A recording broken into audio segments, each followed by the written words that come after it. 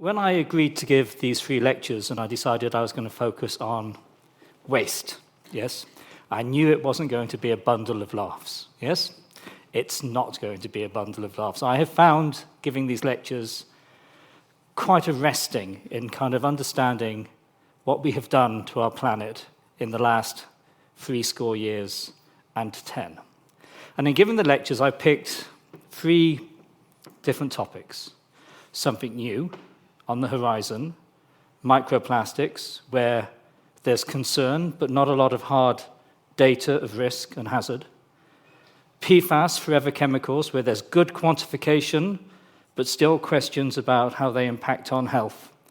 And I wanted to end it with something which has never actually gone away, where the quantification is excellent, where the health evidence is mature, where the toxicology is completely worked out, and where the overall investment is almost completely negligible. So I'm returning to lead, and for me, partly this is also a bit of a homage. My father was a plumber. His speciality was doing lead dressing on roofs. I grew up surrounded with lead workers all my life, yes? So, whatever your IQ deficit is from growing up in Sheffield, I think mine is multiplied by a factor of 10. So I'm going to go through this today, and really, lead is something which has been around since antiquity, yes? We have a long history of living with lead, and that belies the fact that it's not in our top 10 elements in our crust. I think the crustal contribution of lead is somewhere in the order of 0.0013%. It's actually a relatively minority element in the Earth's crust. It just happens to be present in a variety of ores. I've illustrated some of the mineral forms there, galena being the absolute key one, in a form which is actually relatively easy to smelt, easy to extract. And because it's often associated with silver, it was smelted relatively early for the extraction of precious metals.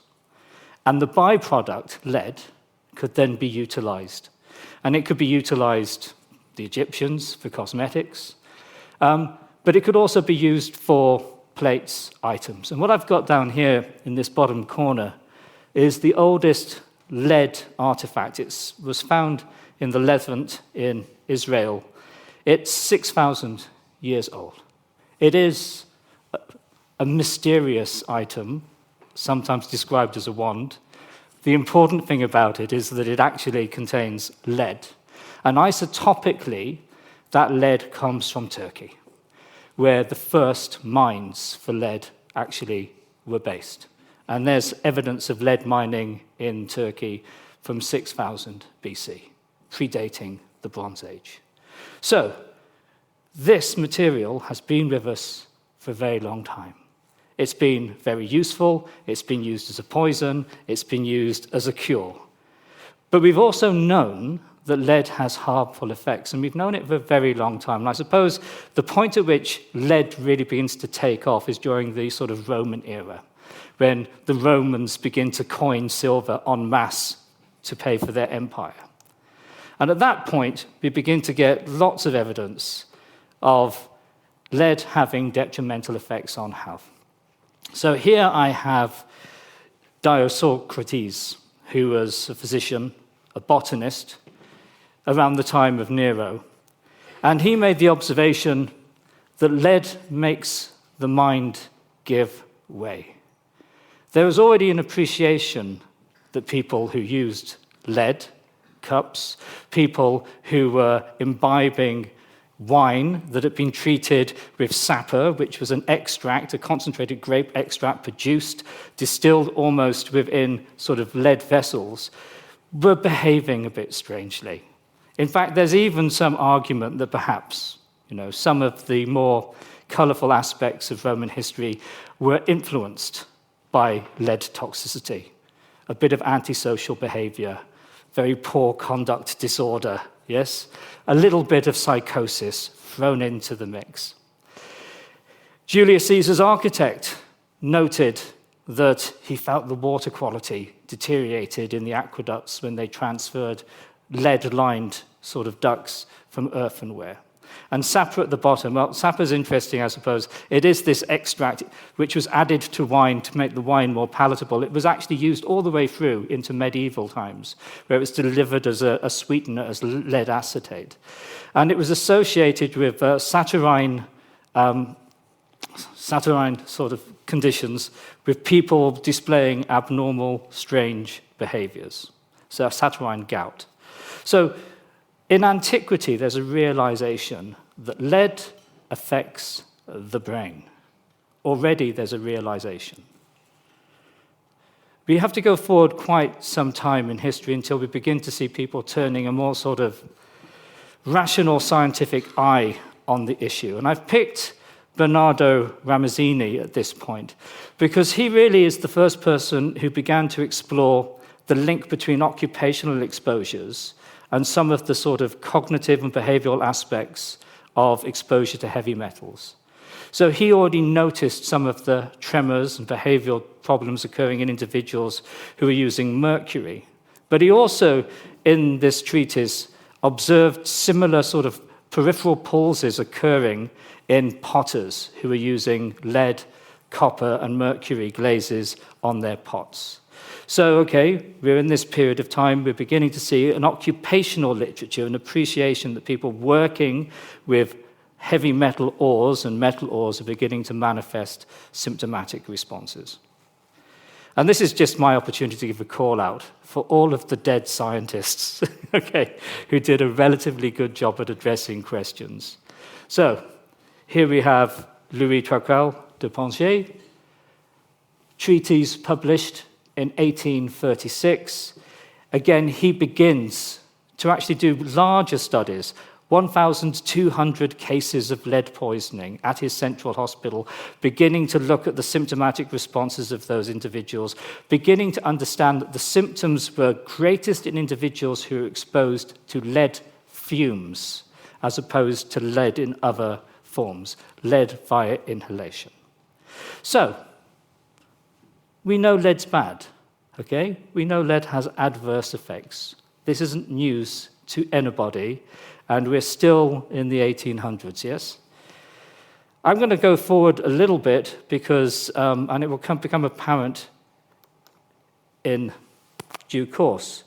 I think this is the first report that lead potentially has an impact on children's health.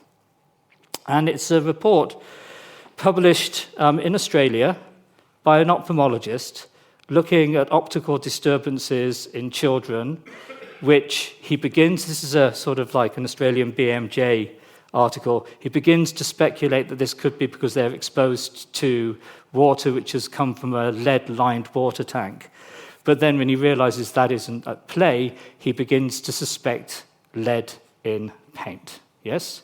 And it's actually a really lovely piece of occupational medicine in this paper, justifying his rationale, arguing that there is this exposure and people need to do it. And when the children were isolated from this source of sort of lead contamination, their symptoms sort of improved. But this was ridiculed at the time by the medical profession. So here we have the first evidence of lead having a pediatric impact on children developing in relation to leaded paint.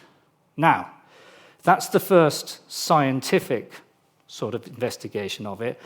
The next slide is a bit of a sort of, it's a bit of a vanity on my part because I found it and I had to put it up there because it shouldn't have been a surprise. This is an advert from 1897. The reason there's a bit of vanity here is it's from New Cross. I live in New Cross in London, so there you are. I thought that's entertaining. I found an advert about a business in my old area.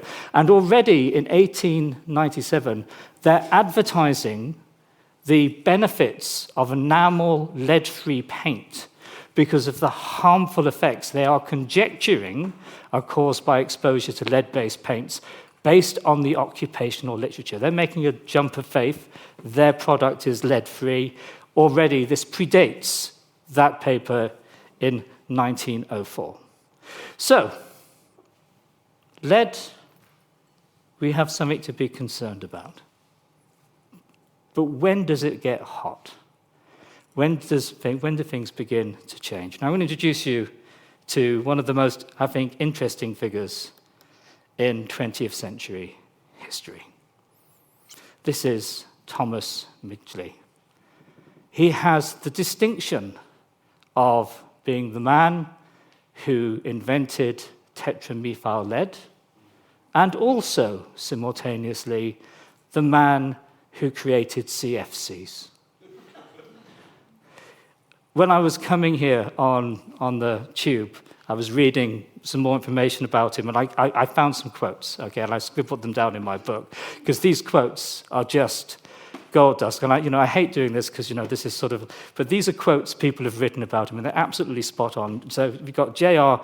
McNeill wrote, "He's had more of an adverse impact on the atmosphere than any single organism in the Earth's history." Good start.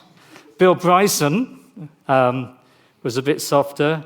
He said that he had an uncanny instinct for the regrettable. Okay, that's quite good, isn't it? And then Fred Pierce wrote that he was a one-man environmental disaster. That's quite amusing. It's darker, to be frank, than many of us would think. And actually, within the darkness of reflecting on how we ended up pumping hundreds of thousands of tons of lead into our air, there are lessons to be learnt, I think, which resonate down the age in terms of the relationship between public health, the economy, and industry, and key players within it.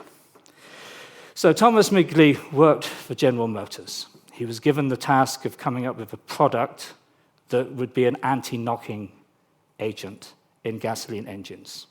That was required. There was desire for it. Ethanol worked quite nicely, but it couldn't be patented. And so he developed tetraethyl lead as a patented form of anti-knocking agent, which could be monetarized. Then you could say, that would be fine.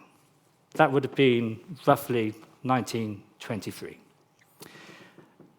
1924, there's a leak of tetramethyl fumes at the actual factory. About 5 people die, about 50 individuals suffer from lead fume intoxication, hallucinations, significant problems, all hushed up. Yes. Bizarrely, the man himself, in order to prove the safety of tetramethyl lead, inhaled it whilst washing his hands in it to prove that it was safe, and had to take 6 months off to recover, paid for by the company. So look, this is not ideal, yes? And we end up in a situation where we have tetramethyl lead being introduced as a fuel additive, first for the United States, and very rapidly the market grows, okay? So this is a mass release of lead into the environment, a compound known to be harmful and shown to be harmful occupationally by the people who are actually manufacturing it themselves. Then we find, I suppose, the next lesson, which is money speaks, but money is amplified when it meets the advertising industry. So the advertising industry now begin to really push this as a product. So we have the benefits, the automobile, the driver's benefit. Same thing also happened with lead-based paints. Lead-based paints were much better than the non-lead versions, and it was really strongly pushed. So the lead would still be used, so it could still be monetarized, so there would still be profit. All very well and good. This happens the whole time. Products are made, people turn them into profit, there are questions about their safety, fine. But this is a much more interesting story because of what happens next. And it allows me to introduce you to one of my scientific heroes and one of my sort of scientific villains, okay? And here they are, with the creator of methyl leads sandwiched in the middle. Here we have Claire Patterson, geochemist. On the other side, we have Robert Kehoe. He's physician, occupational toxicologist. They've become the chief sort of protagonists in the next period of understanding how we learn about the impact of tetramethyl lead. Now, Claire Patterson's a remarkable individual, and probably would have been remarkable if he had never entered into the world of environmental toxicology. So this is a scientist who goes on the Manhattan Project, and for his PhD and subsequent postdoctoral work, ages the universe, just because that was the nature of that generation. By looking at isotopes of uranium to lead and different isotopes of lead in meteorites to arrive at an estimate of the age of the universe. Now, he's a wonderful analytical chemist, and one of the reasons he's my hero is he measures things. And we live in a society sometimes where people forget the importance of measuring things and measuring things well. Sometimes people think numbers just spontaneously arise out of some sort of science engine and they can use them. It was his regard for the numbers that uncovered the consequence of tetraethyl leads on the environment.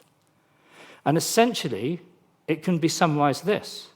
He couldn't measure what he wanted to measure, and he was about as good at doing it as you possibly could. Now, along the way, in order to try to get a measurement of lead isotopes, he developed the world's first clean room. So he was at Caltech, spent his entire career at Caltech. First clean room to try to get an environment where he could actually measure the lead within the meteorite without it being contaminated by all of the contaminating lead within the world we were living in. And he eventually did it.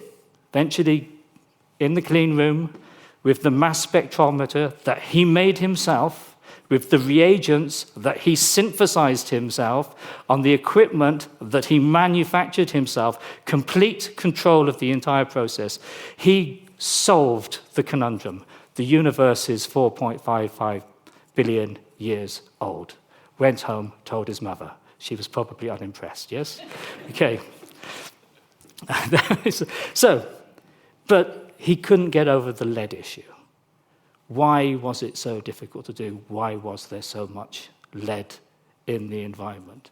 And he raised issues about that. He raised issues of there's too much lead in it, but he said there's just a normal amount of lead. And so he went on to do some remarkable studies. And herein is a bit of a debate. He wasn't taken seriously. And he wasn't taken seriously because he was a geochemist. And he was drifting into a world of medicine. And the medics and the toxicologists and the health professional, I'm one of them, weren't keen on this person coming and telling them how to do things. But he began to do studies, and some of the studies are really seminal. He looked at lead levels in the ocean. And he discovered that if you went from the top waters of the ocean to the deep waters in the ocean, there was a 20-fold gradient in that column of lead concentrations. And because of the way in which water circulates in the deep ocean, that kind of inferred that the lead, which was accumulating in the upper levels of the ocean, represented lead which had represented the last 100 years, suggesting there had been an enrichment of lead. He then went on and did ice core studies. He did Greenland, he did Antarctica, looked at the lead accumulation in the ice cores, got very much the same sort of information. An increase of lead in those samples during the Industrial Revolution, and then suddenly supercharging around the time that tetramethyl lead comes into production. So, he said a number of really salient things. Said, okay, there is lots of lead around, but it's a new normal. It's not normal, yes? Normal was 100 years ago. The levels now are artificially inflated. That is an incredibly important observation. He talked about the fact that tetraethyl lead was probably the culprit, but he also mentioned other pieces of the jigsaw as well, and he suggested we should do something about that. And of course, all of those things are technically the death nail to a successful industry making tetrol ethyl lead. So they have their defender. And their defender is Robert Kehar, who was a toxicologist preaching the mantra that this is completely normal, these levels are completely normal. And he actually introduced in a whole series of hearings something which is known as the Robert Kehar paradigm. And it's an interesting paradigm because it dominated the way in which this field developed for quite some time. He argued that if you wanted to criticize or say something about tetraethyl lead, you had to be able to produce evidence which was absolutely crystal clear, no uncertainty, before the company had to do anything in order to potentially mitigate against a risk. So essentially, he set up a paradigm which was argued, and it was adopted by the government, that allowed the industry itself to police itself, to design its own studies, and is almost the reverse of the precautionary principle. You know, the precautionary principle says, don't put something out into the environment unless you know it's safe. His argument was, if it's in the environment, prove to me it's doing harm. And that's actually quite a difficult thing to do, to a level of certainty that's going to result in people taking action. So these battles went on for a very, very, very long time, until eventually it was accepted that this tetraethyl lead build-up within the environment had occurred, and after it occurred, preliminary evidence began to occur showing relationships between blood lead levels in children and impacts on cognitive function, and perhaps the thing which really changed the debate, impacts on intelligence quotient in those children as well. Now, none of this should have been a tremendous surprise. This is a graph of global production of lead from prehistory to the development of smelting technologies to the classical era to the period of expansion of the Roman Empire and silver coining. You can see it going up, then it falls down again during the sort of medieval period. We hit the medieval, the Industrial Revolution, it kicks up again. And that kick up also occurs because new lead mines are opened in South America and in Australia, and so lead suddenly becomes cheap, and that pushes lead production as well. So we have this increased lead production. We know it's going to go somewhere. We're manufacturing it, it's being used. And actually, the ice core data is just exquisite in terms of anticipating how this affected the global environment. So I've pulled some data from Joseph McConnell, 2 papers published in the Proceedings of the National Academy of the sort of USA. And these are fantastic. So this is looking at lead in ice cores taken from the Greenland ice sheet. And it represents sort of like the production of lead during the period of time. And here, you can begin to unpick how that production of lead correlates to the fallout of atmospheric lead onto the ice sheets, which then gets incorporated into ice sort of cores. We can see the Iron Age, not much going on, quite quiet. Classical antiquity, okay, we have the Roman Empire, we have the crisis of the Republic. There's some interesting stuff here, okay, when there are political sort of upheavals and economic downturns, actually pollution seems to improve. Then we have Pax Romana, and we can see it goes up again, and those little dots relate to the coinage density at that period of time, and then the Roman Empire collapses, lots of plagues occur into late antiquity, and it's really not until the early medieval period that lead begins to appear in our atmosphere. So we've got a fingerprint. We can see human activity in terms of lead production, and then we can actually begin to cascade that forward in time. So again, here we have 3 ice cores from Russian Arctic, North and South Greenland, picking this up from about sort of like the point we were at before. So here we are in the sort of like, so let's go Republic, Pax Romana, in the Middle Ages, now into the Carthaginians, the Great Famines, bang, Industrial Revolution. We can see this increase. And just bear in mind, this is a log scale, okay, in terms of the concentrations of lead falling out of the atmosphere in prehistory to the modern day, illustrating that this is a real sort of issue. So, lead is bad. We know that. We know it has neurological complications. We know that it has them in adults and it has them in children. We know that there's lots of lead which has entered the environment. And whilst it's locked up in rocks, it's pretty safe, yes? Once it's mobilized and worked, then we've got a bit more of an issue. And I suppose one of the reasons I focused on lead, of course, is that once you've mobilized it, it doesn't go away, yes? What has been released is there forever, yes? It is the legacy that all subsequent generations will have to live with. But why should we be concerned, and where are we now in terms of thinking about this? Where are our lead exposures coming from today?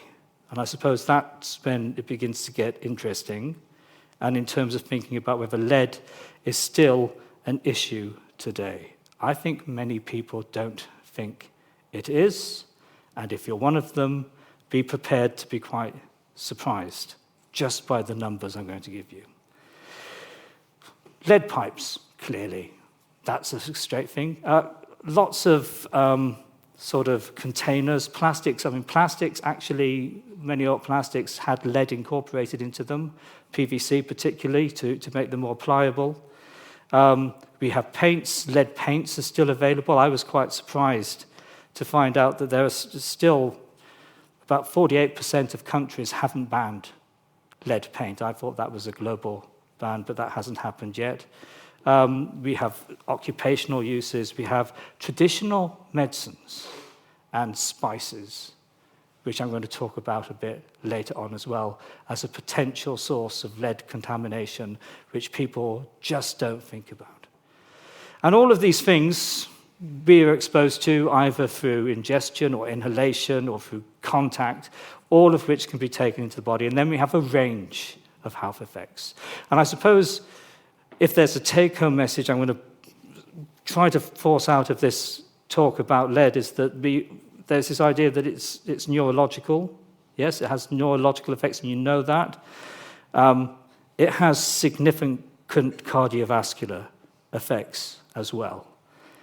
In terms of absolute quantification, probably the burden of disease through cardiovascular causes is greater than that attributed to the impact on the brain.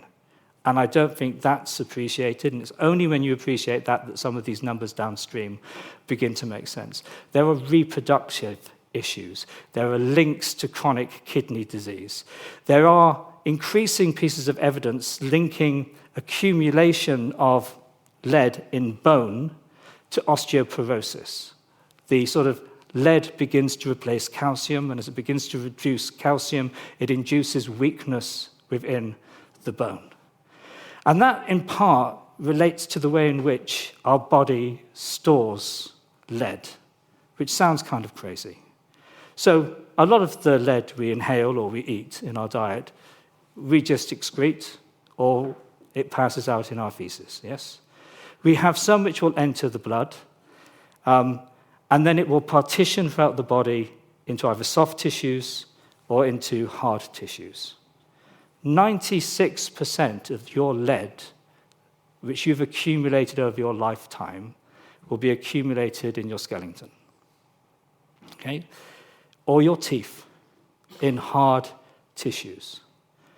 A relatively small percentage is in the blood. Most of that small percentage in the blood is actually retained within your red blood cells, about 99% of it. And those ratios change a little bit depending on whether you're an adult or a child.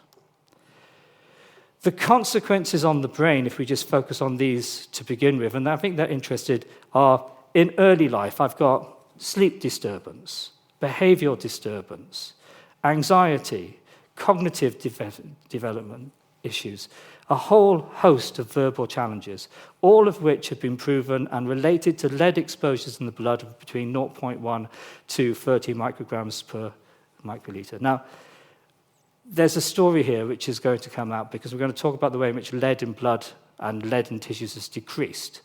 But right from the bang, let me point out, it's now accepted there is no safe level.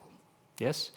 There does not seem to be a safe level for lead at all. In adults, again, we see cognitive impairments, and those cognitive impairments, which are kind of done by association, blood lead levels in association to these effects, are actually supported by clinical outcomes, low birth weight in children, but also mechanistic data in terms of metabolic changes within tissue. So there's actually some real science. This is one of those areas where it's not just epidemiology showing an association.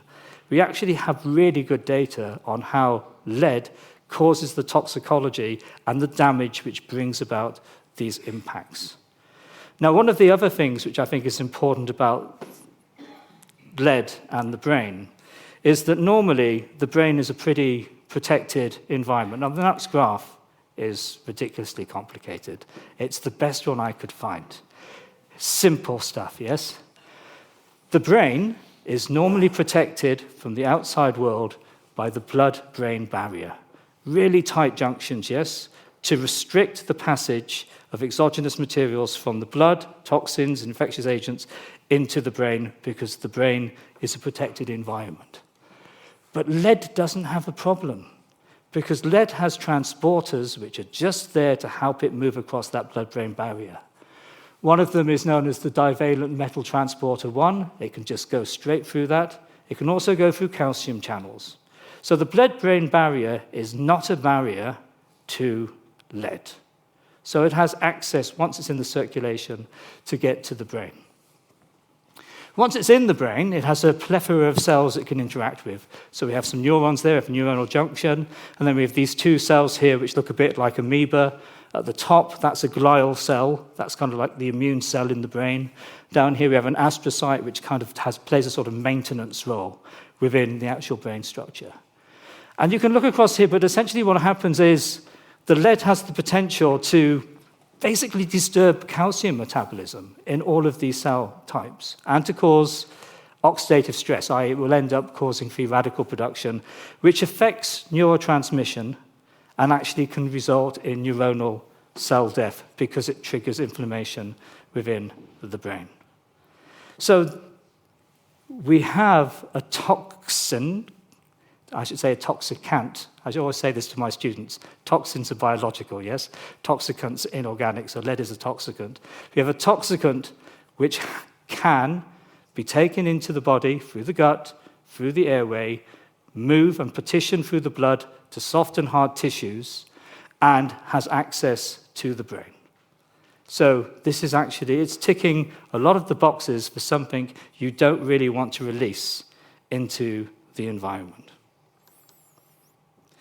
And this is just to make that point about the way in which it partitions from food, air, contact into the various tissues.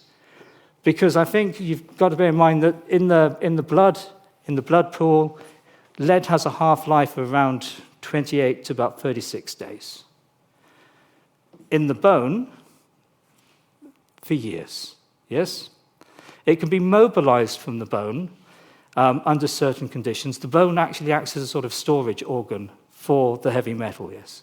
It should be doing it for calcium, but it's been replaced by lead in this circumstance. Which means that when you take a blood sample from someone to measure lead, what you're actually measuring is recent lead and old lead in a dynamic exchange between the body stores, yes, the soft tissues, the hard tissues. So it's a much more complicated sort of relationship than people generally think. But that's important. And the thing about bone, and I find this fascinating, is that there are moments in which bone will let go of the heavy metals, including lead, that it has accumulated. And one of them is pregnancy. So during pregnancy, lead will be mobilized, and it will be mobilized to the developing fetus. Yes? First child is going to get that hit. Yes? The other time it's going to get mobilized, there are other examples, is during menopause, when the lead is going to begin to become more mobilized into the tissue. I was looking for some nice pictures of bone because we do have some studies going on in my department at the moment looking at lead accumulation in bone because we're interested in osteoporosis and how that might work. But what I found instead were teeth studies. And again, this is quite nice. So this is a study of human teeth.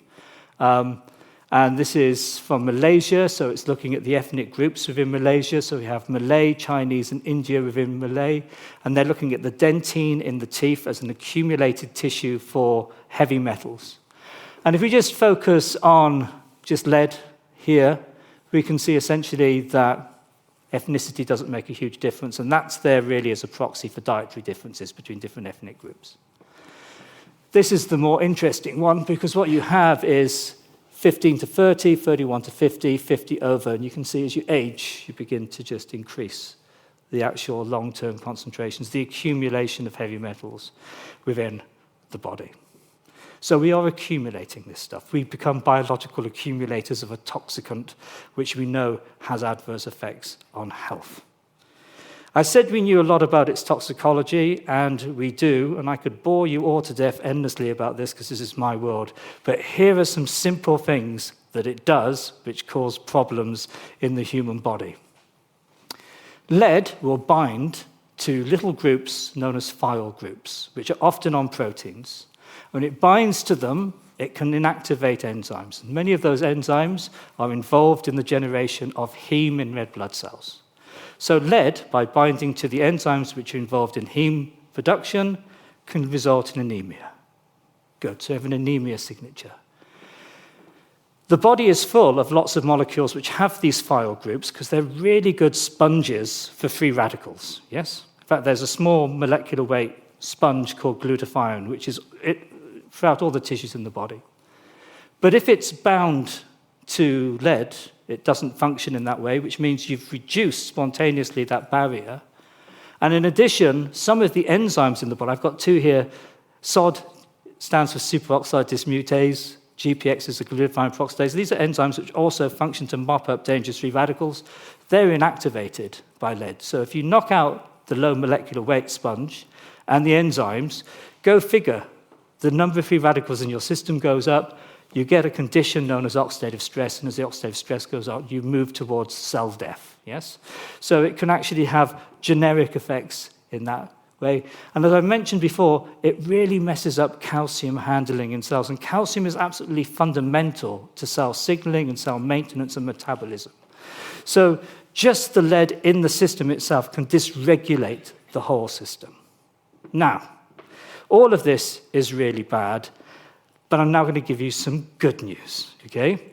I know, it's not like me. I'm probably going to break after I've done this, okay? Although it says at the top, it's catastrophic, well, clearly methyl lead was catastrophic. But because of the science by Peterson and by the health professionals, it was realized that it was bad for human health, and it was banned.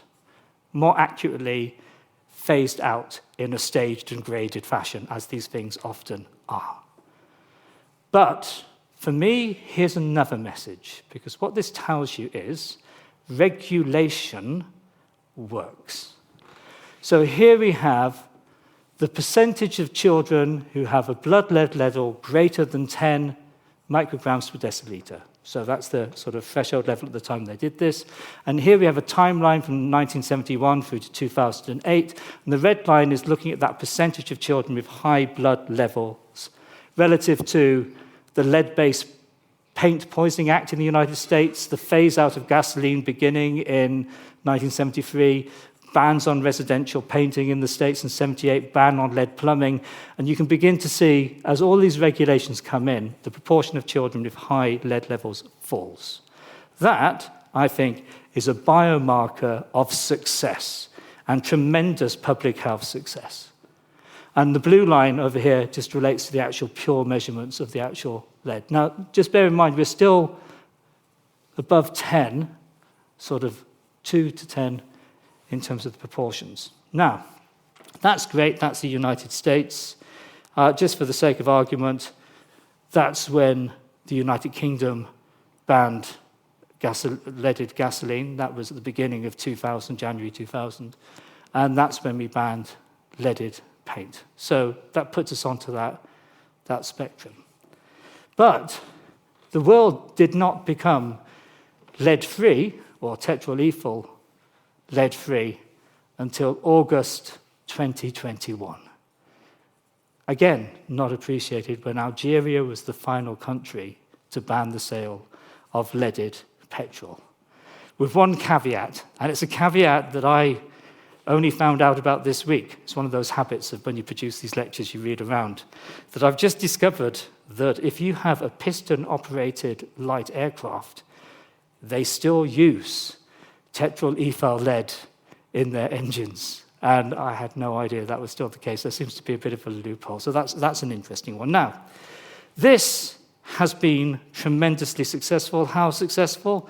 Look, here we have blood lead concentrations across Europe from the mid-70s through to the present day, and you can see how concentrations have fallen in children's blood. Tremendously successful.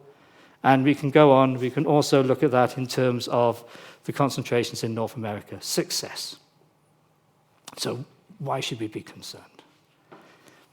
The science has evolved. And what the science has now told us is that lead at much lower levels than we previously thought has impacts, particularly on cardiovascular health.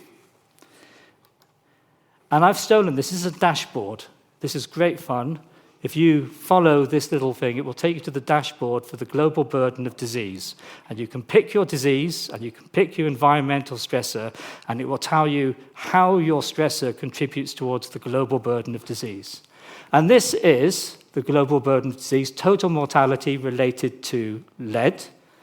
And you can see here we have IHD, that's ischemic heart disease, stroke, hypertensive-related heart disease, and down here we have chronic kidney disease. So you can begin to work out what the global burden of disease is because of lead. And then we can put some numbers on it. And we can see that although the concentrations have gone down, actually the science is suggesting the risk has gone up. So in 1990, if you do this exercise, you get around 500,000 excess deaths because of lead globally. In 2019, which is the last time this exercise was done, we are up to 900,000 premature deaths. If we don't get completely obsessed with death, and then we also begin to consider what the impact is on your day-to-day living, your morbidity, yes, and we can actually then begin to deal with things like developmental disorders and how that begins to impact on your life, well, then we can put some DALYs, disability-adjusted life year estimates on this, and we can see that, okay, let's just look at the headline figure for sort of now, and we can see we're looking at around 21.7 million disability-adjusted life years in the global population. These figures are chunky. There is no other chemical entity which gives a number of this magnitude, yes? Hardly any investment.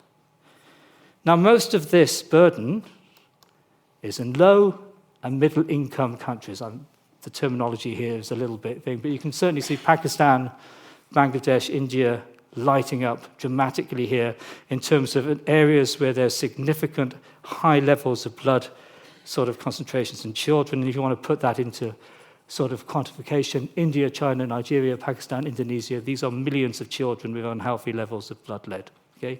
This is chunky, massive. In fact, if you estimate it, you have about 800 million children and young individuals under the age of 19 who have blood levels at concentrations known to be harmful under current research, and very little investment in research into this particular area, compared with microplastics or compared with PFAS. Hence the reason I picked this one as my last example. And the science is great, and the science is really good. I'm going to just fly through some science here. Look, this is a study.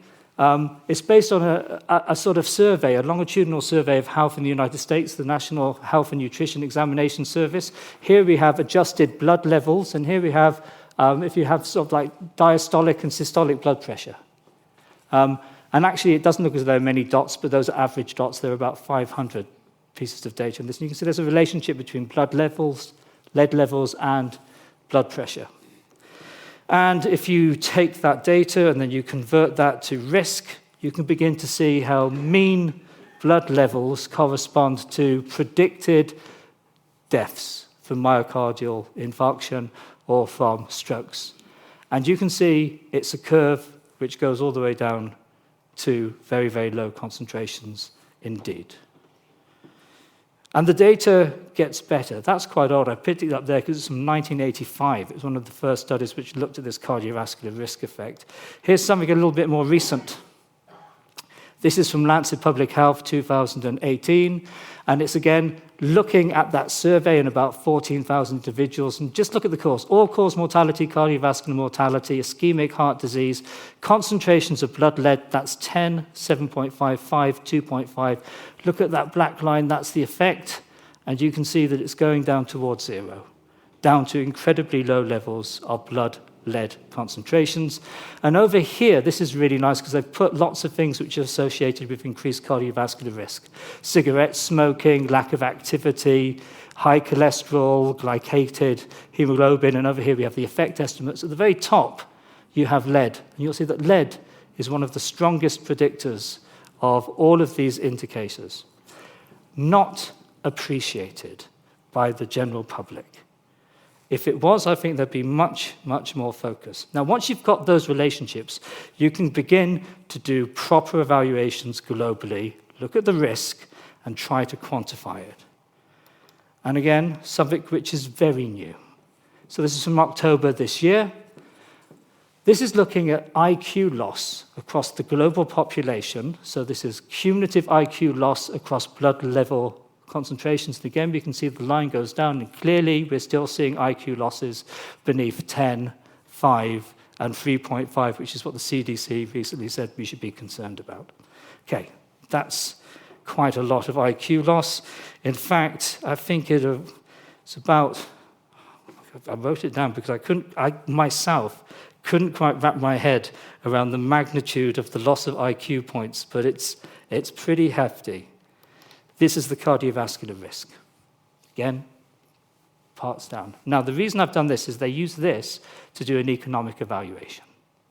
Economic evaluations really matter, yes? Because that's how people think about these things. The costing of lead, based on these IQ effects on children up to the age of 5, and cardiovascular deaths, came in, and literally I fell off my stool when I read it, at $6 trillion per year, or 6.9% of global GDP. Now, you can argue about the figures, yes? They can go up, they can go down. However that number goes, it's hefty, yes? And certainly worth people's attention. Now, it's difficult when you do those calculations to deal with the impacts on the brain in children. And I just wanted to say this, and the reason is, when you start looking at childhood disabilities related to poor cognitive development, that goes all the way through to crime, antisocial behavior, lifestyle impacts, all the way through. And those aspects have not been fully quantified to the present moment in time. So, okay, big effects. Now, I'm going to rattle through some things to keep you nervous. The lead never went away. This is a study my colleague, Dave Green, and colleagues, Roy Harrison at the University of Birmingham did, measuring lead and lead isotopes. Busy road in central London, Marylebone Road, there's an air quality monitoring station. If you look at the isotopes, what you work out is about 40% of the lead you measure in the air comes from tetraethyl lead. It never went away. It just got retained into the soil, into the roads, so it could be kicked back up into the air in the passage of waking vehicles. Important message. What we put out into our environment stays there. Lead is a classic example of this. And we have a few things that I think we need to be concerned with. Batteries. We're obsessed with batteries, and we're very good in the West at making our problems disappear by shifting them to the developing world to get them to deal with it. This is India. This is somebody recycling by hand lead batteries and actually smelting the lead out of them in an open pit. Yeah, this is quite common. It's estimated that 90% of lead batteries in India end up being recycled under these unregulated things. And here's an interesting one. This is the concentration of lead in controls and people who are doing this work. And you can see this huge additional lead concentration through this unregulated work. And associated with that, the people who are working in these fields have a significant increase in blood pressure. They also have decreased lung function. Clearly, this is not an ideal working environment. So, batteries.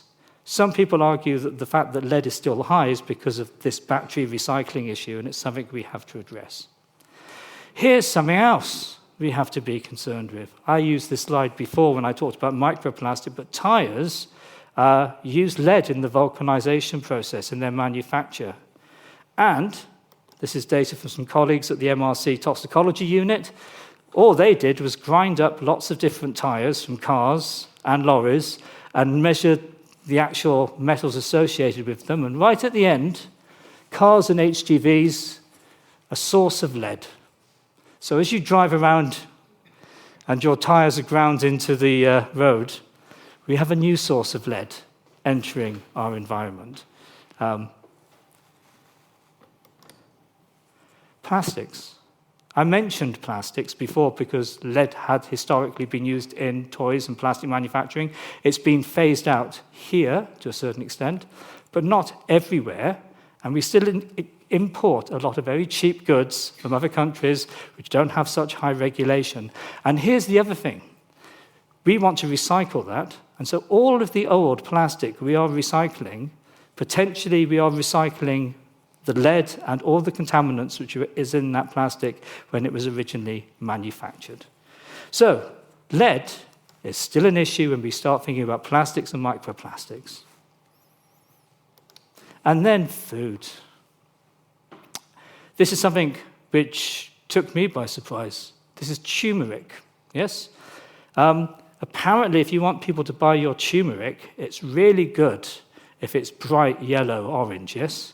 And the best way of doing that is to add lead chromate to it. And so, in other countries, this is in Bangladesh, they add it and then they export it. And so actually there's quite a high level of lead within imported spices coming into the United Kingdom and Europe in general. And you can actually begin to quantify the concentrations of how that lead builds up in the soil outside these facilities, in the dust, in the mineral dust, in the pigments which they're putting. So you can actually see how the lead is accumulating in the industrial process. So lead has not gone away. Yes, the lead we put into the environment is still there and recycling, and we are still, as a society, making things and introducing lead into our environment. So, I thought I would therefore end with this. I wanted to talk about waste, and I've been unreservedly negative and depressing about it, which is to break the fundamental paradigm of giving a talk, which is you're meant to leave the room feeling happy and as though the world is a better place. I think it's time we all woke up and stopped entertaining ourselves and distracting ourselves because we're in a perilous situation. In fact, looking at the great challenge of our age. These are the planetary boundaries defined at various points, and this graph illustrates how far we are exceeding our planetary boundaries. So this is 2023. We have, we haven't quite got to stratospheric ozone apocalypse. Atmospheric loading, not too bad. Ocean acidification, we haven't killed everything quite yet. Biogeochemical flows, we've messed that up. Fresh water, we've messed that up. Land system change, that's messed up. Biosphere integrity is in shocking state. Climate change, we know the direction that's going at. And novel chemical entities in our environment is off the scale. This is not a time for being unrelentingly cheerful unless you're doing something about those issues. And so here are some lessons. Lead, ... insert whatever comes next, because it's coming. Somebody is about to monitorize a new chemical and release it into the environment without safety testing and without any regulation. We know it's going to happen, yes? It is a continuing issue. The anthropogenic material we put out there stays there. We have to live with the consequence. One of the reasons the public, I think, struggle to wrap their head around these issues is that we think about poisoning, we think about occupational exposures, high exposures. We don't think about the consequences of low-level exposures over decades on health and how that causes chronic disease. And if we don't understand that, we don't embrace it, then it's a very difficult narrative. The story of lead tells us something very important. If you want to change things, you regulate. Yeah? Education is great. I don't think, and I'm an educationist, I think education is good, but education on its own doesn't change anything. There's lots of ways you can avoid change. We need to think about the whole planet. I know that sounds a bit green and sort of a bit tree-huggery, but it's actually to do with actual sustainability of the planet we live on. And another thing, we need to stop exporting our problems elsewhere and claiming that we've solved them, because we do that a tremendous amount, and it really is completely a dereliction of the duty of an advanced society. Now, I'm leaving you on a positive thought, therefore. Please feel free to insert your inspirational quote. My inspirational quote is this: it's time to do something, yes? It's time to accept the magnitude of what we have done and to make a positive decision to change the status quo. The status quo doesn't guarantee us, I think, a very happy next 100 years. Thank you.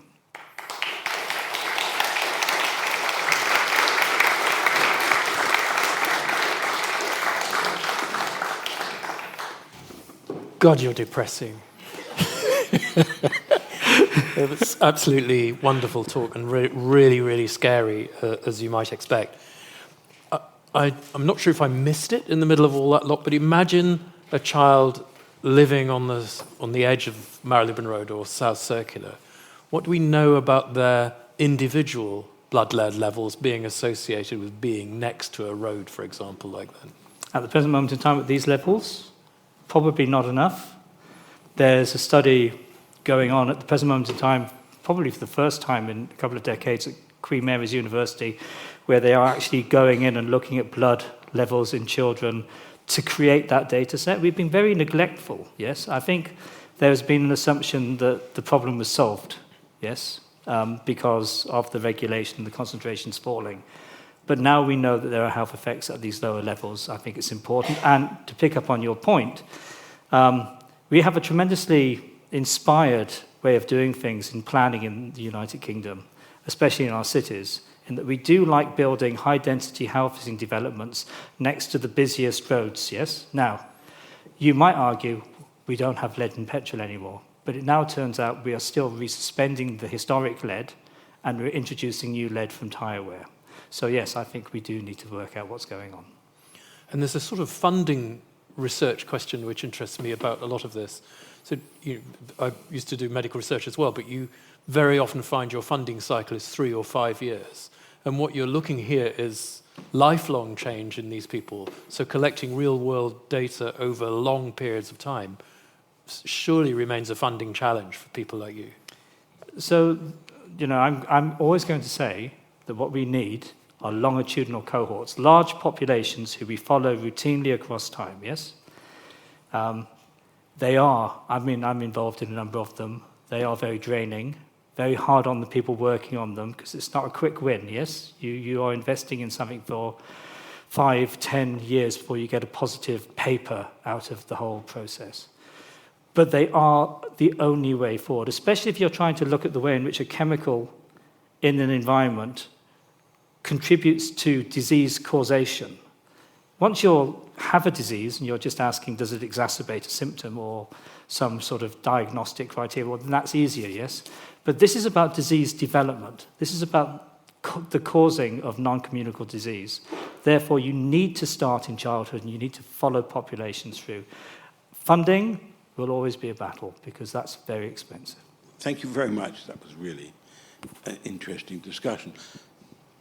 In the 1990s, I did a comparative study of policies to deal with lead pollution, comparing the USA with the UK. And the impression I had then was that the USA, in the ways you indicated initially, were trying to do something about it. And my summary of the position in the UK was that the UK government had never set a lead reduction target until after it had already been met. Do you think that remains the case? Ooh. Almost certainly.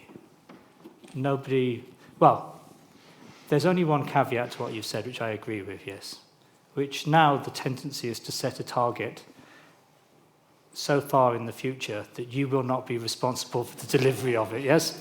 So this is how it has changed. They have evolved, yes? Now you promise the change in 20 years' time under some other political climate, yes? So the words are fine, but the delivery isn't great in the short term. I wondered, I listened to your PFAS one as well, and that had a pretty similar conclusion. Is there any hope for remediation for lead particularly, but really any of these big issues? Yeah, I think there genuinely is. If you're willing to invest in the solutions, I think there are solutions to many of these issues for remediation already, yes. The issue is that they're very expensive, and the remediation won't happen unless it's economically favourable for it to happen, yes? And at the moment, it's just a cost, yes? It's a cost which people don't want to meet. So you have to regulate, yes? If you regulate and say you have to do this is the remediation, then suddenly everything changes, yes? Money becomes available, innovation happens. So I know, perhaps you could imagine that I'm very pro-regulation and very anti-business. I see regulation as being the engine to create new business opportunities, yes? New innovations, new solutions, but actually focusing on solutions and sustainability for economic growth as opposed to just throwing chemicals into our environment. I mean, it's a very optimistic No, I'm summary. going to sit down in a second. Yeah. When there's so much emphasis on growth and emphasis on rapid growth of companies to achieve that growth, people take shortcuts. And as you rightly point out, people are generating new stuff all the time. And we have, I can quote, the bonfire of the regulations as policy decisions. You're in a minority, I suspect. Oh, I usually am. I know that. But I would look at it this way. Somebody's going to pick up that cost. Yes? That cost is coming. It's not going to happen. Those health costs, those economic costs will be delivered to our children and our grandchildren in a degraded environment which they didn't deserve. Yes? So at the present moment in time, I don't think that's adequately costed into long-term projections. When you focus on growth, I think there should be a denominator about how much that growth is going to cost in terms of environmental degradation and in health costs. And until that's done carefully, you won't know if your growth is actually an illusion. Yes, and actually you're growing in the short term, but losing mass GDP in the long term. Thank you. Given what you've said, would you say that schools and indeed blocks of flats should never be situated near really busy roads, A roads, or extremely busy roads? I've been saying that since the year dot. Yeah. How does one So object to it in planning applications? That's the point. I have some sympathy for certain environments in London because they're historically there, yes. I have no sympathy with new developments which are ignoring known and present environmental risks and usually coming up with very, very nebulous justifications for why they don't apply to them. Are there any examples of countries that maybe aren't addressing things perfectly, but are nonetheless making a better fist of things than perhaps the UK is? So, what's the correct word to say there? I believe if I was a politician, I'd say it's unhelpful to compare other countries' performance because of the... Clearly, there are countries which do a better job of balancing economic growth against social justice, dare I say that, and environmental sustainability. Many of them are in the north of Europe. The irony is, of course, the countries which do the best job probably have the lowest risks. And the places which we need regulation where most of the people live and most of the people at disadvantage are very deregulated areas. But you can't tell those countries how to govern themselves.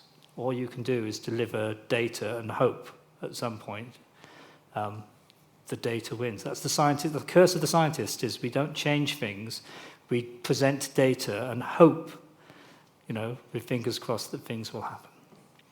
Well, 2024 is the year of elections. You have your chance to influence people and ask for more data. Ian Mudway, thank you very, very much for another wonderful lecture. We're really, really sorry to see you go. It's been great working with you. Thank you very much.